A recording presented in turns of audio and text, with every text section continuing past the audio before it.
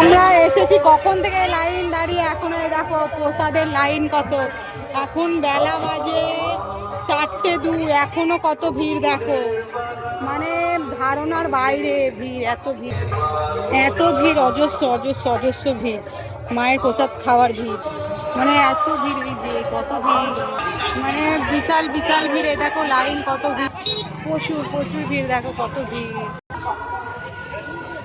কত ভিড় দেখো বন্ধু, দেখো কত ভিড় বন্ধুরা। আজকে এত লোকের ভিড় যে কখন এইসব মানুষগুলো পাবে, ভীষণ ভীষণ ভীষণ ভীষণ ভিড়, দেখো দেখো দেখো কত ভিড়। আরে বাপরে, এই লাইন পাওয়া যাবে না মনে হয়, বাড়ি রিটার্ন যেতে হবে।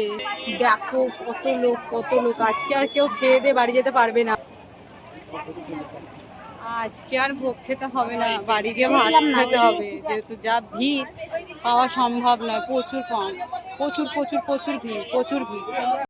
বলছে নাকি দুপুর 2টোর সময় লাইন দিয়ে এখনো পর্যন্ত খেতে পারিনি, তাহলে অসম্ভব ভিড়। দেখো ভাবো, তাহলে আমরা আর কি করে পাই, তাই না?